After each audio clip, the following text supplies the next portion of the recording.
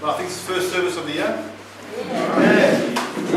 So, what are two things that happen? You can come here and speak for a very long time, encourage, like in the best thing to do is actually give a short message to encourage anyway. But more on the level of making this year one of the best years we've had. Amen.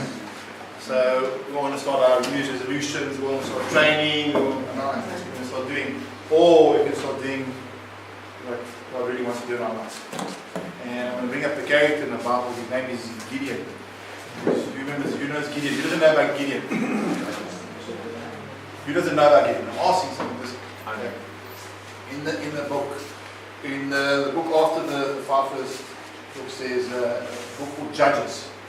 And before they had kings, Israel had kings, they had all these guys that were nominated that God would work through and do mighty works. Gideon was one of them. Samson was another one. Samson, remember Samson, long hair, Delilah, Samson, he was also one of the judges at that time. Well, I'll bring up this judge just because I want you to see that God doesn't work the way we think He works. We want God to do things a certain way. We don't realize what He's trying to do. We're the ones that kick against it because we don't understand what He's trying to do. We think because it's difficult or because it's hard, it's not what God's doing in our lives. This can't be what God wants in our lives. I don't believe any bad thing comes from God. He says every good and perfect gift comes from God. Bad things happen because people do bad things. That's why bad things happen. Right to the Bible. Look carefully. Yes, God did this. But look, people did bad things. And that caused bad. That caused wrong things. The reason there's a lot of bad in our lives, yes, some bad has happened to us, but then we start doing the bad things. And we want to negotiate with God. And we form this picture of ourselves in our hearts. And that is why we stay the way we stay. The premise of what we do here, people do what they do because they believe what they believe. So you'll keep staying or keep doing what you do because of what you believe about yourself. Even if you cannot see it all the time. Look at your actions. It's a very, very powerful thing if you're able to look at yourself and see the fruits that you bear. So even though you feel a certain way or you think a certain way, look at what your actions are. I love my family, but I do this. What we do is go with, I love my family because I have this overwhelming feeling of how I love my kids or I love my family. It must be. Instead of looking at our actions and going, look here, there's something wrong here. I have this feeling, I have this intention, but for some reason I cannot carry it out.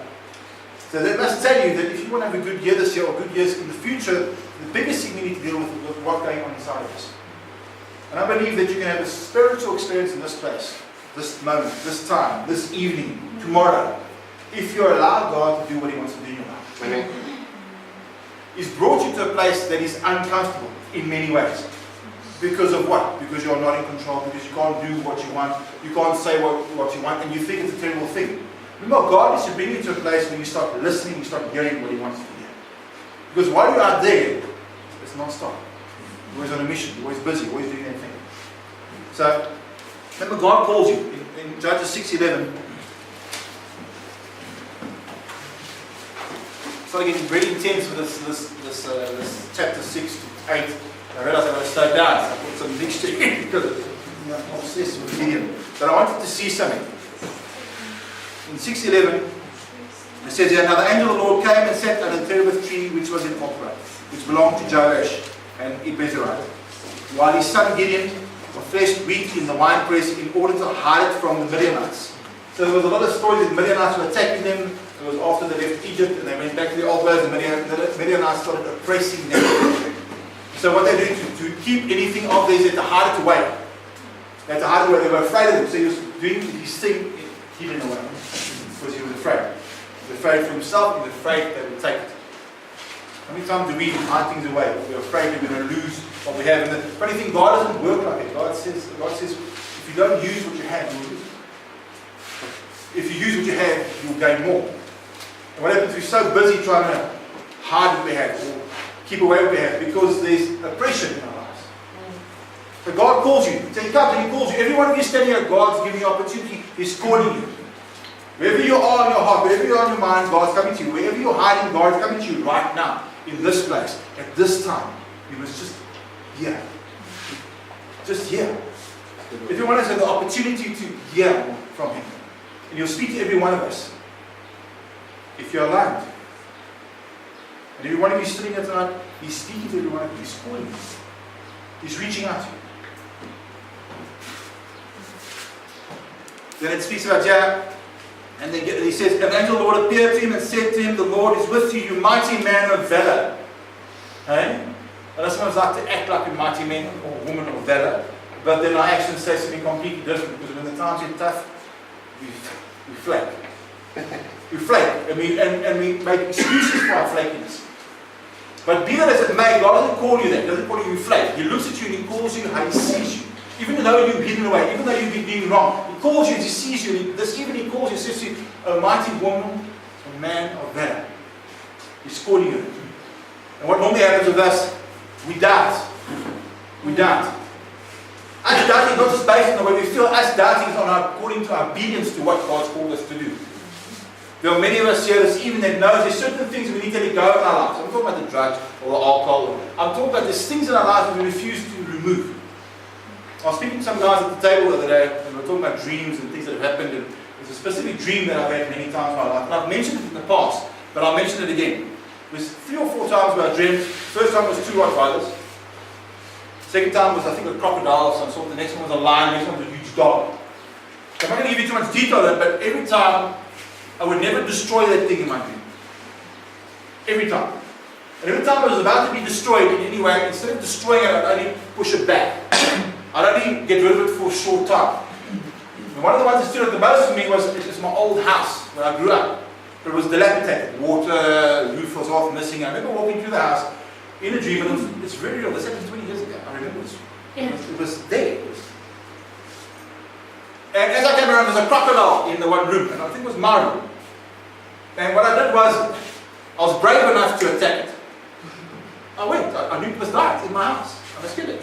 You usually leave a crocodile walking around the house with the kids. None of us. Okay? So I remember I jumped on it and I put it in a chokehold. I was choking this thing out. And I was killing it. But I had to use a lot of strength. And the thing started dying. But as I looked down, you know these cartoons you get when they do the puppy dog eyes? As I looked down, this thing gave me the puppy dog eyes. And this thing was almost dead. And I relaxed. I let go. And I truly believe what God's trying to tell me, there's something in my life, there's been something in my life over many years that seems innocent when it's at its weakest. But when it's at its biggest, it destroys. So how many of us have something that's innocent in our lives, and when we come around and we start fixing our lives again, it becomes small again in our lives, and it seems innocent. But when we start going backwards, we don't start listening to what God's saying to us, it becomes big in our lives again. And when we come in, we think it's the drugs or the alcohol or something. Remember what it isn't. It's something you're holding on to in your heart. There's an altar in your heart. There's something you worship in your heart. Who likes casting crowns? You've heard of casting? Very nice band, sings beautiful music. But casting crowns in itself speaks. I like the name of the band. It's casting, it's taking off your crown. And I was standing over there thinking about how it's safe is tonight, what I'm bringing across. And you want to know if your life, we will sing, there's some beautiful music this evening, and a lot of us are into it, and we sense it, but then our lives, when we're under pressure, doesn't display it. Let me tell you something now, if you want to know if your life's been given over to Him, how alive are you when situations are tough? How much does it affect you when situations are tough? Because if there's peace in your life, you know your life's been given over to Him, even though it's tough. Doesn't mean it's not hard. But you know something, it's no longer in your heart. The thing's no longer in your heart. When things get tough and we're going to change our life, we always have an excuse of why we didn't do it now, or why we procrastinate. And it's not anybody else's fault, it's something that's in your heart. There's an altar in your heart that only you can break down. We doubt because of the situation. Yeah, he starts saying, but Lord, and then the Lord turned to him and said, go in this might of yours, and you shall save Israel from the hands of the Midianites. I have now sent you. God, I've sent you. I've anointed you. I've put you in a position in your family where you can do things that you never thought you could do. So he said to him, oh my Lord, how can I save Israel? Indeed, my clan is the weakest. So he first says, hey, my family is not a very powerful family. You know? But the biggest thing that stands out, he says, and I'm the weakest. I'm the weakest. And even though we like to show up and act as if we're the strongest, we're not. We don't. We wouldn't be sitting in these chairs if we were as strong as we thought we were. I don't care how you feel. I don't care why you here. You wouldn't be sitting here today if you really felt you were strong enough. Because if you were strong enough, you wouldn't be bowing your knee to all these idols in your life. And yes, the things we do are also part of the idols. But there's something behind those idols. And what we just start doing, then we doubt what God says to us. We come here now, we believe God's called us here, we believe God's going to do something in our lives. But all the same, as soon as time gets tough, we doubt. We become the weakest of our tribe. We doubt. Then He calls you again, you go, but it's self-talk. It's stuff that's going on inside of us. We don't see it. We'll blame the monitor. We'll blame the situation. That's inside of you. And God keeps coming to you. Say, hey, mighty man of valor, hey, mighty woman of valor. He's saying to you today, go make it happen. Make it happen where you're at. Man. Do what you need to do. We go, I'm too weak. I don't know that because when times are tough, you need to give up. He says, if your strength fails in a day of adversity, how small is your strength? Adversity. What's your adversity today? Punishment. What's your adversity today? 6 months? 3 months? A year? What's your adversity today? And it says if your strength fails when you get challenged or anything, it says your strength is small. It's tiny. Guys, we don't like that.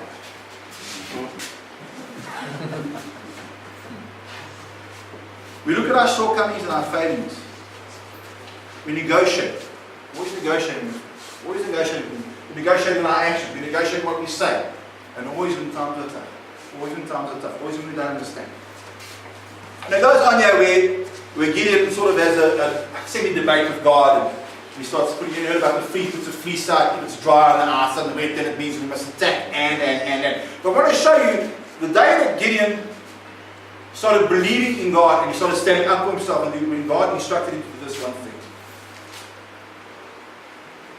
In verse 28, so a bit back because it's already says, so Gideon took 10 men from among his servants and did as the Lord told him. The Lord told him to break down the idols and the altars of Baal that belonged to his father and his people. Told him to break it down. Now we sometimes see it as a physical thing. No, it's a spiritual thing that we need to do. God gives you the instruction to break down those idols in your life. Break down those idols that are passed on from generation. Those belief systems. Break it down. Get rid of it. It says, so Gideon took 10 men from among his servants and did as the Lord had said. So he obeyed God. He did it. His first task was to break down the idols. Before he could do anything else, get rid of the idols. Before he could do what God called him to do, get rid of the idols, break them, destroy them. And he said to him, but because he feared his father's household, the men of the city, too much to do it by day, he did it at night. Secretly. In secret. He did it at night. But he did it. But he feared. What's what happened here? When the men of the city arose early in the morning, there was the altar of Baal torn down and the wooden image that was beside it cut down. And they freaked out, I'm paraphrasing. And so they said to one another, who has done this? And when they inquired and asked, they said, Gideon the son of Joash has done this. And the men of the city said to Joash, bring out your son that he may die. Okay. Because of what he's done. Get rid of your altars, get rid of things. That's exactly what happened. Fear will come upon you. You'll feel lost because you don't have the seed in your life anymore. That crocodile or that. I mean, serious. You'll feel lost. You're going to die now. You need to get it back. But Joash said to all who stood against him, would you plead for Baal? Would you save him? Very clever. He says, let the one who would plead for him be put to death by morning. If he is God, let him plead for himself because his altar has been torn down. Very wise father. It's funny, the smallest tribe, and we saw that wise words to say. But this all starts coming up in Gideon obeys. When Gideon breaks down those altars in his life and in his father's life. Therefore, on that day he called him Jerubbaal, saying, let Baal plead against him, because he has torn down his altar. And all the Midianites and Amalekites and people of the east gathered together, and they crossed over and camped in the valley of Jericho. But the Spirit of the Lord came upon Gideon. What happened? After he tore down the altars in his life, after he did what he was supposed to do, first and foremost, the Spirit of the Lord came upon him. His ability, his grace, his ability. And he sent messages throughout all Manasseh. He also gathered behind him. He also sent messages to Asher. He built a huge army. Huge. It was 40,000. Big. After what? After he tore down the altars. After he started believing God. And even then he was a bit shaky. Even then. But I make the statement. The more you obey, the more you exchange. Your potential will become revealed to you. The more you obey, the more you get rid of the things in your life and heart, you exchange, and your potential, the things you want to do will start becoming real to you. But it's an effort. The altars are here. The beliefs are here. And I'll show you belief now that we get stuck on. In Hebrews 12 verse 1.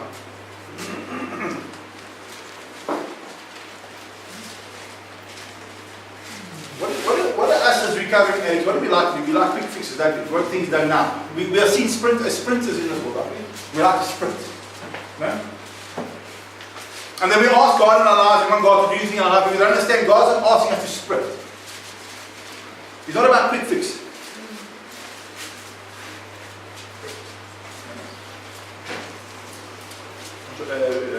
Dirkie, your Bible doesn't have Hebrews, don't they? It's missing, Dirkie. Margie took it.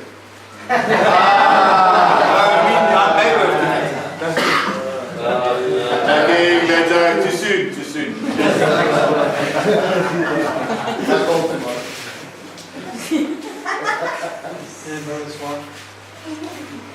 Therefore, verse 1. We also, since we are surrounded by so great a cloud of witnesses, let us lay aside every weight. All our issues is a weight. All our baggage is weight. All our belief systems is weight. And God instructs us today, lay aside every weight. Not some weight, not half the weight, not what you think is cute and fluffy. Get rid of all the weight. Why? Sprinters, when they want to get faster, they put weight in, don't they? Weight, they get stronger, and afterwards they're going to, what are you? Long distance runners. The lighter you are, the better. Our run is a run of faith. It's a long run. It's an endurance and perseverance. And every one of us, we want to follow the things of God. We don't realize that our race is a race of perseverance, not a sprint. Not a sprint. We add all the weights on because you want to get there quicker. Because I'm asking, you have one race. This is a race, who's doing the race with you? No one. I'm not racing against you. I just want to finish the race. We're so busy competing with one another with all this weight and issues. We don't realize, lay aside every weight. And sin, which so easily ensnares us, and let us run with endurance the race that is set before us. So if we don't deal with our issues, we don't lay aside, we don't get rid of things, we've got these weights, we cannot run that race. We get tired way too quickly, we get frustrated way too quickly. It tells me that when God does things in processes. If you notice when we're in a bad space, we want things now. We don't want to wait longer, we don't want to take long, we want it now. And God's telling us over and over again, when you feel that way, it's a weight. And people ask me, how do you deal with your feelings? If you feel bad today, doesn't mean you can't run. Amen. You can't run.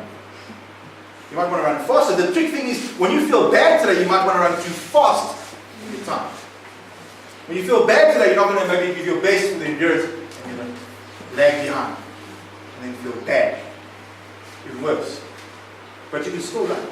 The decision is to continually run the way God's called you to run, despite it. Despite it. And when you do that, guess what happens? You start dealing with your altars. You start dealing with your issues. That's when you deal with it. While you're running the race, those things that come into you are altars, are belief systems, are things that try and draw you back. So make sure in your life, in this year, make sure you prepare yourself for a race of endurance. A race of endurance. Not preparing yourself for a now. When am I leaving? How long still? When's my weekend? I'm using it because it's a simple example. I'm not saying you can't ask those things. But understand they become weights in your life. And you cannot run the race set before you. The scripture in Isaiah 55, 8-9, it says, His thoughts are not our thoughts. His ways are not our ways. So it doesn't make sense. No, that doesn't make sense. I've got to go do this, I've got to go do that. It doesn't make any sense. But it says there it won't make sense to your normal understanding. It tells you that. Remember, His word is truth. It might be a fact that you feel a certain way, or you think a certain way, or you hold on to old ways of doing things. But that the truth will override it. If you operate in truth, the truth will set you free. John 8:32.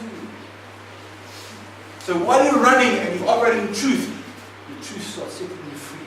You start losing the weight. You start running better. You start running faster. You start feeling stronger. And as you run, there's water on the side of the road. Other guys running the comments, there's water. And there's no protein or whatever else there is. A lot of people run the Comrades Marathon not to win the Comrades, but to finish.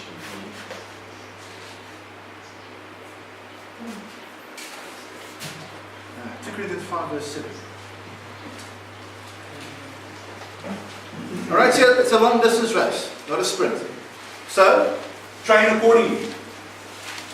Train accordingly. A lot of us want to train for a short sprint because we want things now. We're not training accordingly for the race that God set before us because we want things now. We're not willing to put in the effort. We're not willing to put in the focus. And we wonder why we fail over and over again. You are tired because of too much weight and nonsense in your life.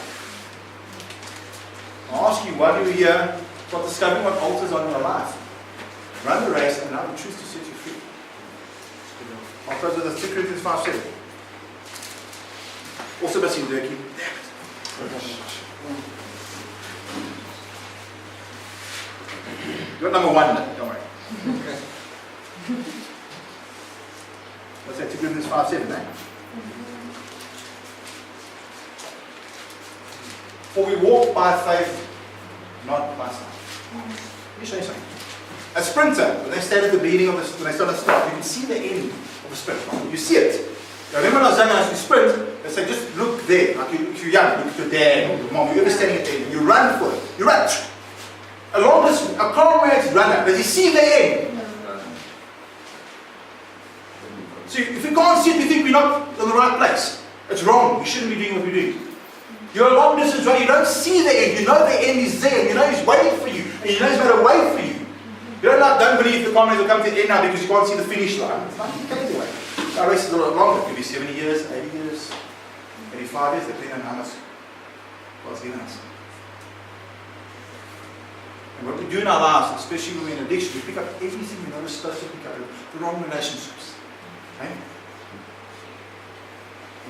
When you do your studies, it's a long run. What we do is we don't like the long run, so we drop out. When we get a bad time with our wives or our spouses, then we drop out. Because that's it, a long run.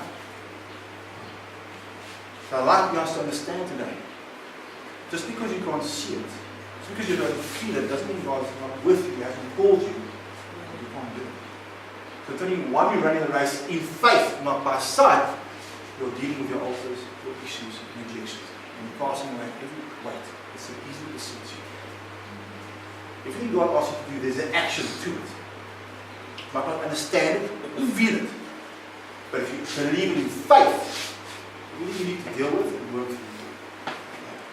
And you'll realize the potential and mighty man of good woman of that of change. And that's what I'll leave you with. Who's friends with you?